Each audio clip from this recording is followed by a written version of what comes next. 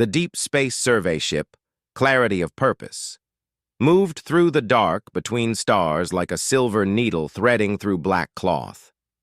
Captain Zenth Ka stood in the control center, his forearms folded across his chest as he studied the strange readings on the main screen. His blue skin showed patterns of confusion that any Velkari would recognize. "Captain," called Science Officer Yila from her station, "these readings cannot be correct. The computer must be broken." Zenth Ka walked over to her station with careful steps. The Velkari people were known across the galaxy for being careful and exact. They did not make mistakes with their equipment. If Yila said something was wrong, then something was very wrong indeed. "Show me," he said in his quiet voice. Yila pointed at the screen with one of her thin fingers. "This star system ahead of us, the third planet from the star. Look at these numbers." The captain looked at the data flowing across the screen. At first, nothing seemed strange. A yellow star, much like thousands of others they had catalogued. Several planets orbiting around it. Rocky worlds, gas giants, ice balls in the outer system. All very normal. Then he saw what had upset Yila. The third planet blazed with impossible life signs. The atmosphere contained oxygen in amounts that should have killed everything. The surface temperatures showed it was covered in liquid water. Most shocking of all, the biosignatures showed not just one or two species, but thousands upon thousands of different life forms. "This is impossible," Zenth Ka whispered. "No planet can support this much life." The different species would eat each other until only one remained. "That is what I thought too, Captain. But look at this." Yila pressed several buttons and new data appeared. "There are signs of intelligence on this world." The captain's skin turned bright purple with shock. In all his years exploring space, he had never seen anything like this. Intelligence in the galaxy always came from one of three sources. Either from hive minds like the Crystalline Collective, where millions of small creatures worked together as one, or from the gentle filter feeders like his own people, who ate tiny plants from the water and had time to think deep thoughts, or from the energy beings like the shepherds, who had grown beyond physical form entirely. But this planet showed signs of intelligence that came from something else entirely. "What kind of intelligence?" he asked. Yila's fingers danced across her controls. "The scans show they evolved from... This cannot be right. Pack hunters." The control room fell silent. Every member of the crew stopped their work and turned to stare. Pack hunters developing intelligence was like saying water flowed upward or stars grew cold. It simply did not happen. Dr. Zylara, the ship's expert on alien minds, stepped forward. Her tentacles moved in patterns that showed extreme confusion. "Captain, pack hunters cannot develop advanced intelligence. They are too focused on hunting and fighting. Their brains develop for quick reactions and group tactics, not for the deep thinking needed for technology." "Yet the scans do not lie," Zenth Ka said slowly. "Computer, run full spectrum analysis of the planet. I want to know everything." The ship's powerful sensors focused on the strange world. Data flowed in faster than the crew could process it. What they saw broke every rule they knew about life and intelligence. The planet showed massive cities made of metal and stone, roads that crossed entire continents, lights that could be seen from space, showing the creatures were active even in darkness. Most impossible of all, the sensors detected machines that moved through the planet's atmosphere and even beyond it into space. "They have achieved spaceflight," whispered Communications Officer Thekvor. His warrior species, the Korthani, had always been proud of their strength and courage, but even they had taken thousands of years to develop space travel after first discovering fire. "How long have they had intelligence?" asked the captain. Yila checked her instruments again. "Based on the technology signatures, no more than 10,000 years. Maybe less." The control room erupted in shocked voices. 10,000 years was nothing. Most species took 100,000 years or more to go from first tool use to space travel. The Valkyrie themselves had taken nearly 200,000 years. Dr. Zylara moved closer to the main screen, her tentacles twitching with scientific excitement. "Captain, we must observe them closely. This could change everything we know about how intelligence develops. If pack hunters can somehow become spacefaring, then we need to understand how." "There could be danger," warned Thekvor. "Pack hunters are violent by nature. If they have kept those instincts while gaining intelligence, they could be the most dangerous species the galaxy has ever seen." Zenthka considered this carefully. The Korthani warrior made a good point. A species that had evolved from predators and still had their hunting instincts could be a threat to every peaceful civilization in the galaxy, but they could also be something wonderful and new. "We will observe from a safe distance," he decided. "Set up hidden sensor stations around their star system. I want to know everything about these creatures before we make any contact, and send a message back to the Confederation Council. They need to know what we have found." As the crew began their work, Zenthka stared at the planet on the screen. Somewhere down there, impossible creatures had somehow broken the rules of evolution itself. They had gone from hunting animals to building spaceships in a time so short it made his head spin. What else might they be capable of? 3 days later, the hidden sensor stations were in place around the strange planet. The crew of the Clarity of Purpose watched their screens with growing amazement and confusion. What they saw challenged everything they thought they knew about intelligent life. Dr. Zylara had not slept since the observations began. Her tentacles moved constantly as she tried to make sense of the data pouring in from the sensors. She had filled 17 research reports, and each one contradicted the last.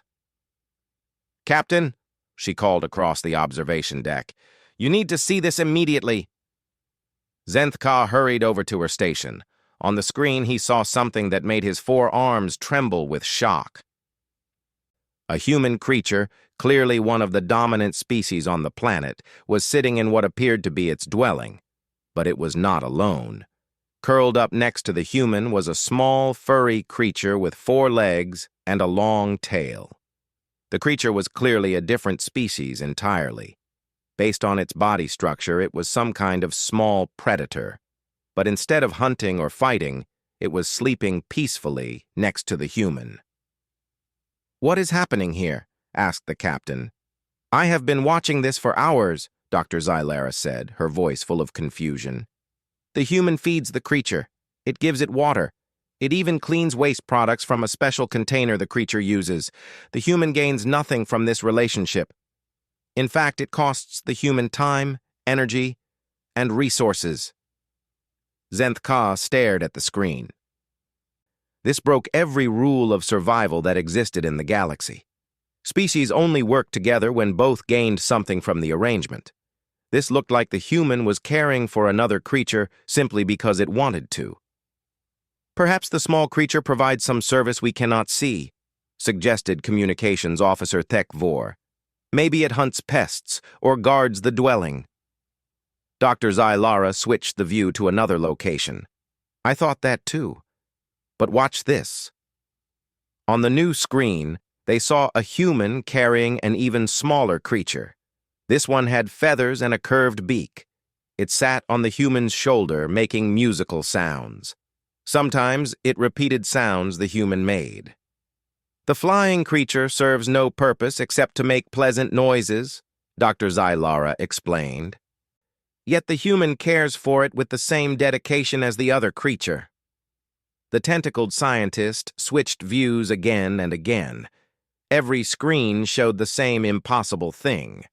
Humans were caring for creatures of different species for no survival benefit. Some humans even cared for multiple creatures at once. "This is madness," whispered Thekvor. "No species wastes resources on other species unless there is a clear benefit. These humans must be defective somehow. But Dr. Zylara shook her head.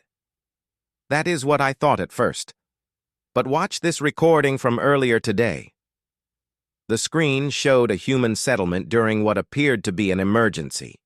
A large structure was burning, sending smoke high into the sky. But instead of fleeing from the danger, groups of humans were running toward the fire. They wore protective clothing and carried tools. They are running into danger to save others, Dr. Zylara explained. Not just their own family groups, but complete strangers. Watch. The humans entered the burning structure. Minutes later, they emerged carrying other humans who had been trapped inside. The rescuers risked their own lives to save creatures they had no genetic connection to. This cannot be real, said Zenth-Ka. Show me more. Dr. Zylara brought up dozens of similar recordings. Humans diving into dangerous waters to save drowning strangers. Humans giving their own food to other humans they had never met before. Humans working together to build shelters for others during storms. Most shocking of all was a recording of humans who seemed to seek out danger for no reason at all. Look at this, Dr. Zylara said, pointing to a screen showing humans throwing themselves from high cliffs with only thin fabric to slow their fall. They call it recreation. They do dangerous things because they find it enjoyable. Thekvor, who came from a warrior culture, stared in disbelief. Even the Korthani do not seek unnecessary danger. We fight when we must, but these humans seem to create danger for themselves. Another screen showed humans climbing impossibly tall rock faces using only their hands and feet. Another showed humans racing in fast vehicles for entertainment. Yet another showed humans jumping from aircraft with fabric wings, guiding themselves through the air for sport. Their behavior makes no sense, said Science Officer Yila. They waste energy and risk injury for activities that provide no survival benefit. Dr. Zylara's tentacles writhed with frustration. It gets worse. Look at this. The new recording showed something even more impossible.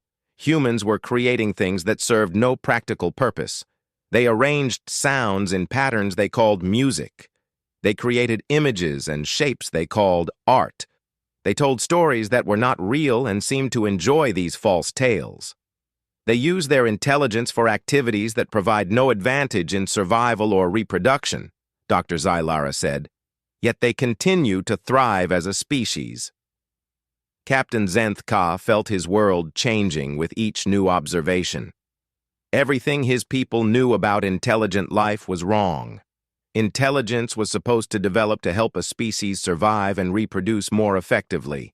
But these humans used their intelligence for seemingly pointless activities. Show me their social structure, he ordered. Dr. Zylara pulled up wider scans of human settlements. What they saw defied all understanding of how intelligent species should organize themselves. They do not follow a hive mind, she reported. Each individual human seems to make its own decisions, yet somehow they cooperate on massive scales. Look at their cities. The screens showed human settlements with millions of individuals, all working together in complex systems. They had created networks of transportation, communication, and resource distribution that spanned their entire planet. Yet each human remained an individual. This is impossible, said Thekvor.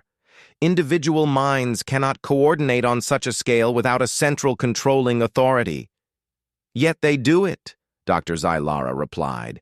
And more impossible still, they argue among themselves constantly.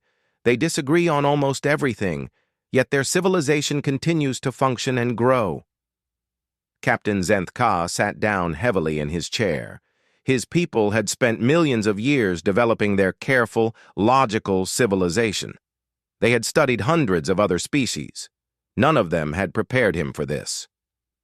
Keep watching, he ordered. Record everything. The Confederation Council will never believe this unless we have perfect documentation. As the hours passed, the observations only became more bizarre. Humans working together despite having different skin colors and physical features. Humans creating rules to protect weaker members of their society. Humans building structures not for themselves, but for humans who would be born long after the builders were dead. These creatures were rewriting everything the galaxy thought it knew about intelligence, cooperation, and survival, and they were doing it all while somehow remaining the descendants of pack hunters. On the 5th day of observation, Dr. Zylara made a discovery that would haunt her dreams for years to come. She was reviewing routine sensor data when she noticed unusual weather patterns forming over one of the human continents. A massive storm system was building, the kind that would force any sensible species to flee to underground shelters. But the humans were not fleeing. "Captain," she called urgently, "there is a natural disaster approaching one of their major population centers. We can observe how they respond to genuine crisis." Zenthka hurried to her station, along with Thek Vor and the other senior officers. They watched as satellite feeds showed an enormous spinning storm moving toward a coastal city filled with millions of humans. "Surely they will evacuate," said Science Officer Yila. "No species stays in the path of such destruction." But as they watched, something incredible happened. While some humans did leave the danger zone, others were moving toward it. Vehicles loaded with supplies drove directly into the storm's path. Aircraft flew dangerous routes to reach areas where humans might be trapped. "They are not fleeing," whispered Thek Vor. "They are organizing a response." Dr. Zylara switched between multiple feeds, trying to understand what she was seeing. Emergency response centers activated across the continent. Thousands of humans dropped their normal activities and began preparing to help their fellow creatures survive the coming disaster. When the storm struck, it brought winds that could tear apart buildings and floods that could wash away entire settlements.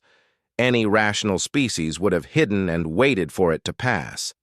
But the humans did something that defied all logic. They went to work.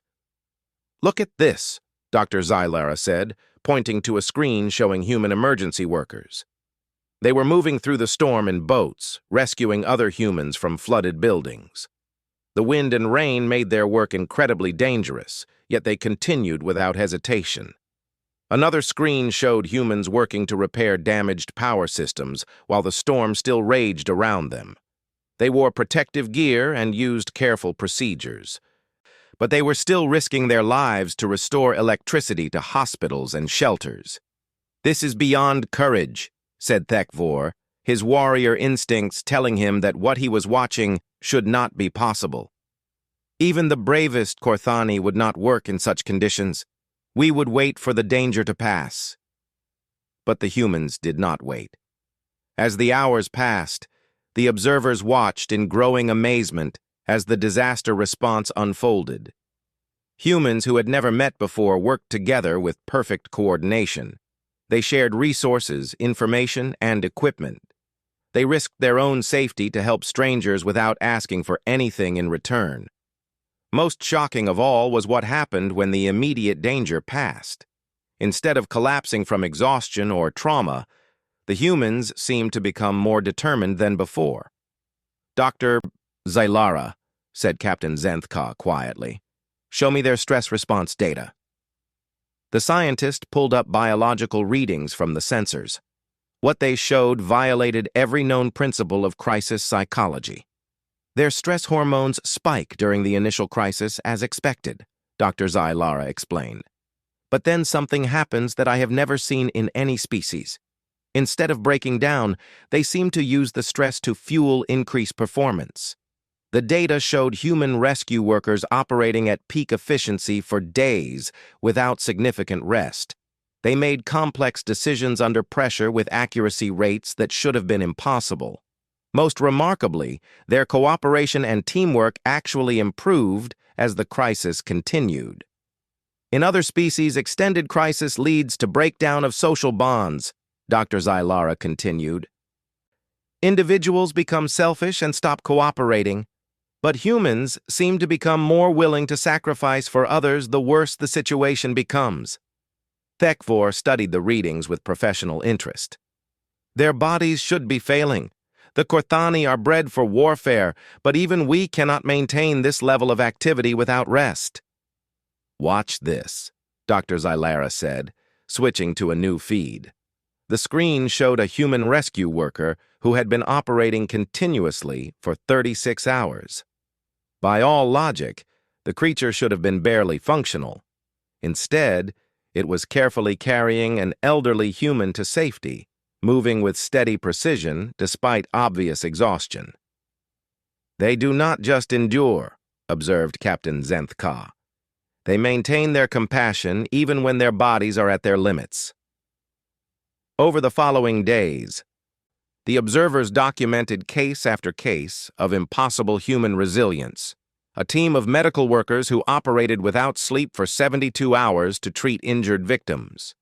Construction crews who rebuilt critical infrastructure in half the time it should have taken. Ordinary citizens who opened their homes to strangers and shared their food with refugees. But the most disturbing discovery came when Dr. Zylara analyzed the long-term effects of the disaster on human society. "Captain," she said, her tentacles trembling with confusion, "the disaster has made their civilization stronger." The data was undeniable. The region hit by the storm showed increased cooperation between different human groups. New infrastructure was built better than what had been destroyed. Emergency response systems were improved based on lessons learned. Most impossibly, the humans seem to have used the tragedy as motivation to build a more resilient society. "This violates every principle of disaster response," Dr. Zylara said. "Natural disasters are supposed to weaken civilizations, not strengthen them." Science Officer Yila pulled up historical data from the planet's databases. "Look at this pattern. Major disasters on this planet are consistently followed by periods of rapid advancement and increased cooperation. The records showed earthquake responses that led to better building techniques, plague outbreaks that resulted in improved medical systems, wars that somehow ended with the opposing sides working together on reconstruction projects. They learn from every crisis," said Zenth Ka slowly, "and each time, they emerge stronger than before." Thekvor shook his head in disbelief. "The Korthani have legends of warriors who grow stronger through battle, but we always assumed those were just stories. These humans seem to actually do it." Dr. Zylara began running calculations on her workstation. "Based on this pattern, their response to future crises should become even more effective. They are literally evolving their disaster response capabilities in real time." The implications were staggering. Most species eventually fell victim to natural disasters, wars, or other catastrophes that they could not overcome. But humans seem to have developed the ability to use disasters as opportunities for improvement. "Dr. Zylara," said Captain Zenth Ka, "run a projection. If they continue this pattern of growth through adversity, where will they be in 1,000 years? The computer worked for several minutes before displaying its results. The numbers made everyone in the observation deck fall silent. "According to these projections," Dr. Zylara said slowly, "in 1,000 years, they will have spread to multiple star systems. They will have technology beyond anything we currently possess, and they will be completely immune to any natural disaster that does not destroy entire planets." Captain Zenth Ka stared at the projection, then at the screens showing humans still working tirelessly to rebuild their storm-damaged cities. These creatures were not just defying the rules of intelligence and cooperation. They were defying the very concept of limitations itself. The emergency session of the Galactic Confederation Council had been called for the first time in 3,000 years. Representatives from 47 different civilizations filled the great chamber on the neutral world of Harmonic Prime. The air buzzed with translation fields as species with wildly different forms of communication tried to make sense of the impossible reports from Captain Zenth Ka. High Chancellor Melith Va of the Crystalline Collective stood at the center podium, her transparent form shimmering with patterns of deep concern. As the leader of the galaxy's oldest civilization, she had never encountered data that challenged the fundamental understanding of life itself. "Honored representatives," she began, her voice transmitted through harmonic crystals to reach every species present. "We have received reports from survey vessel, clarity of purpose, that require immediate consideration. Captain Zenth Ka, please present your findings." Zenth Ka activated his projection systems, and the chamber filled with images from the mysterious planet. Gasps, clicks, harmonic frequencies, and electromagnetic pulses filled the air as each species expressed shock in their own way. "This species calls themselves humans," Zenth Ka reported. "They have achieved spaceflight capability in less than 10,000 years of civilization. They evolved from pack hunters, and they display behaviors that contradict every known law of intelligent development." Ambassador Queth 9 of the Logical Synthesis Network raised one of his mechanical appendages. "Captain, your data must be corrupted.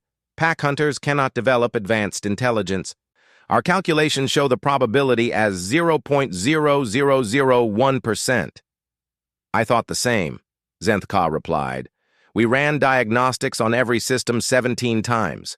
The data is accurate." The chamber erupted into chaos as representatives tried to process this information.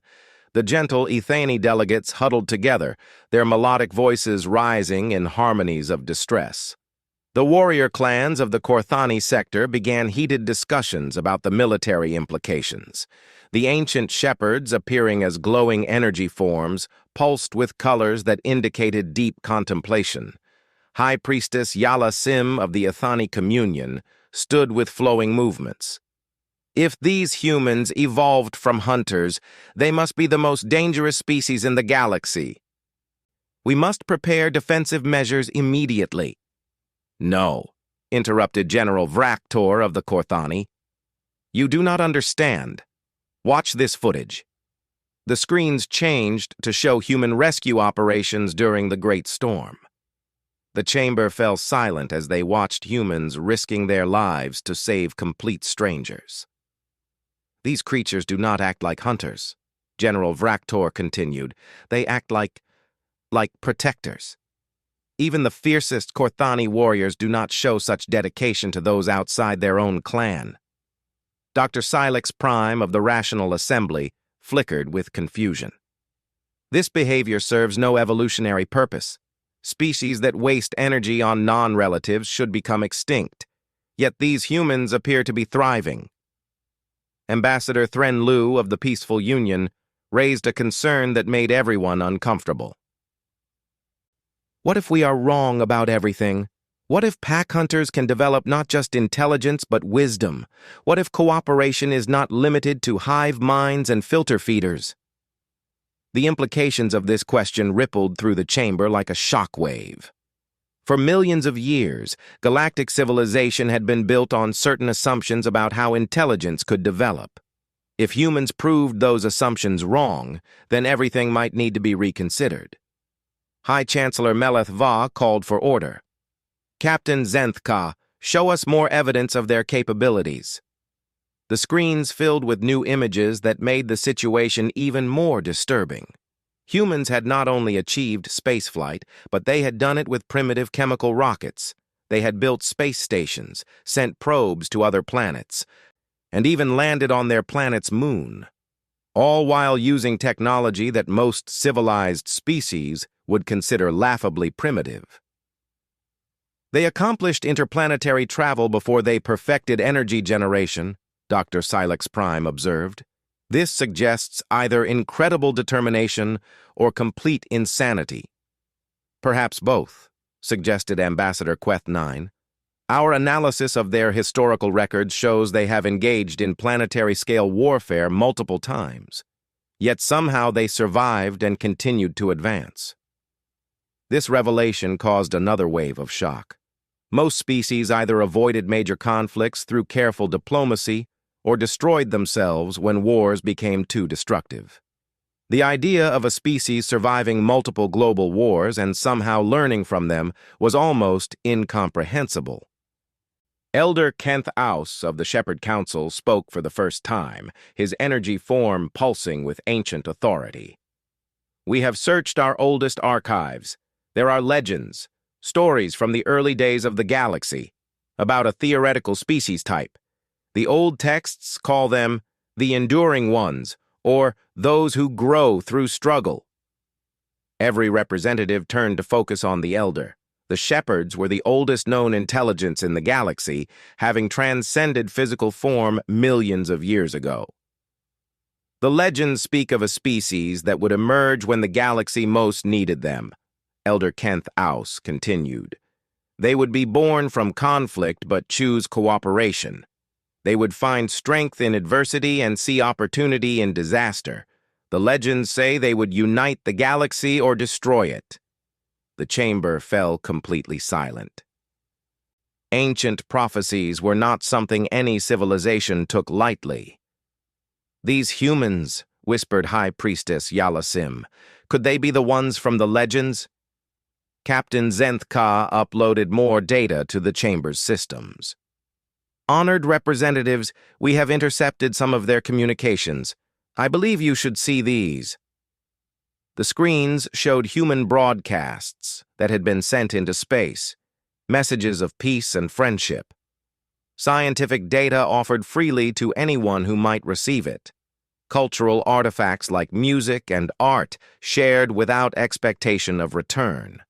Most remarkable was something called the Golden Record that humans had attached to one of their space probes.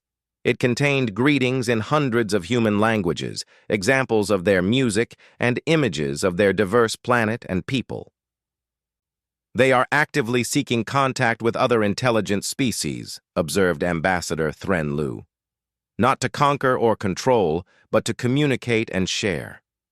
Dr. Silex Prime ran rapid calculations. This behavior pattern suggests they view the universe as a place of potential cooperation rather than competition. This is unprecedented in any predator species. General Vrak Tor studied military data from the human planet. Their weapons technology is advancing rapidly, but they have not used their most destructive weapons against each other for over 70 of their years. They seem to have learned restraint. The debate continued for hours as each civilization grappled with the implications. The Crystalline Collective demanded more data before making any decisions. The Korthani wanted to test human military capabilities. The Ethani suggested careful, peaceful contact. The Shepherds remained mysteriously silent after their initial revelation about the ancient legends. Finally, High Chancellor Melethva called for a decision. We have three options. We can observe from a distance and hope they do not notice us. We can attempt to prevent them from advancing further into space. Or we can make contact and see if the legends are true. Ambassador Queth 9 raised a final concern. If we make contact and the humans prove hostile, their rapid advancement rate suggests they could become a galactic threat within centuries. And if we do not make contact, countered Elder Kenthaus, and they are indeed the ones from the legends, we may lose our only chance to see the galaxy united in peace. The vote was closer than anyone expected. Some civilizations voted for continued observation. Others wanted immediate contact. A few even suggested more aggressive action. In the end, the decision was made to send a small diplomatic mission to make first contact. If the humans proved peaceful, the galaxy would welcome them. If they proved hostile, the galaxy would be ready. But as the representatives left the chamber, everyone knew that nothing would ever be the same again. The discovery of humans had shattered every assumption about intelligence, evolution, and the nature of civilization itself.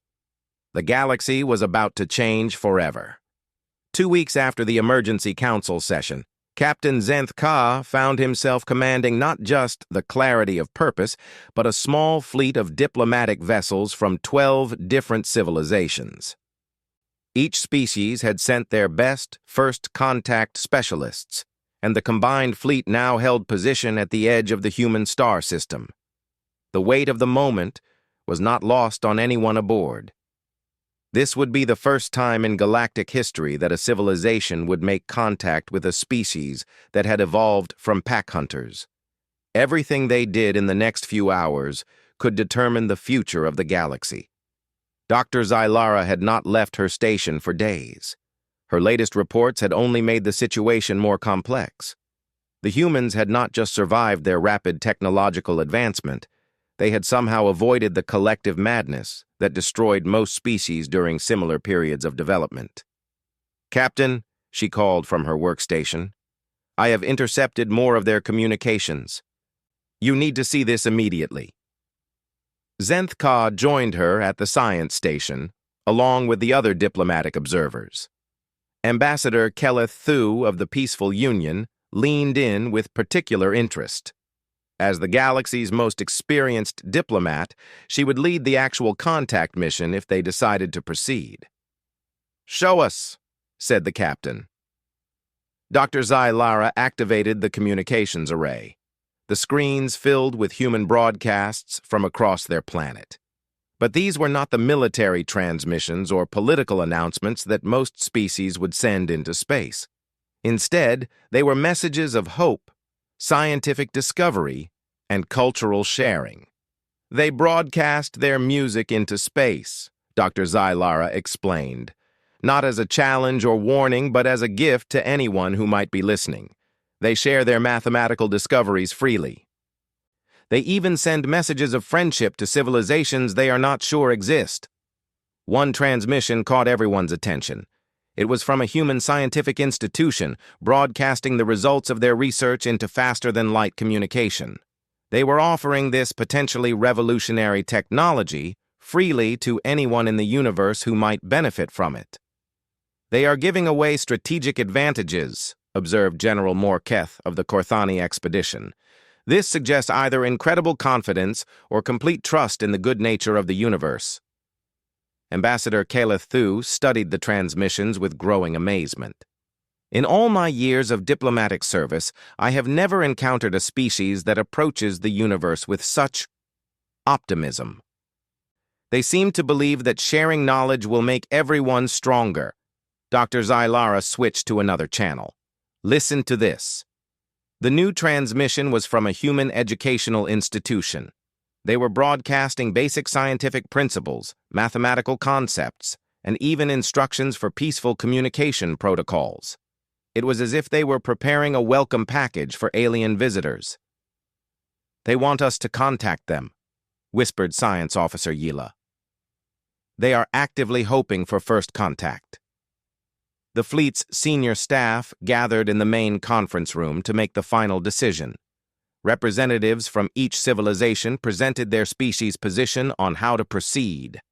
The Crystalline Collective had sent analyst Vex Prime, whose transparent form flickered with analytical patterns.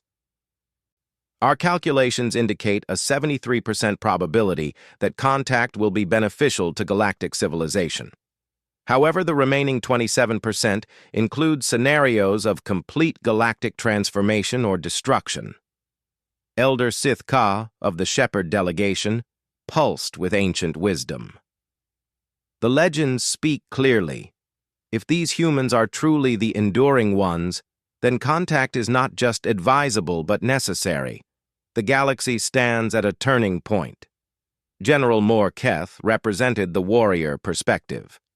"My assessment of their military capabilities suggests they could become a threat if they develop hostile intentions.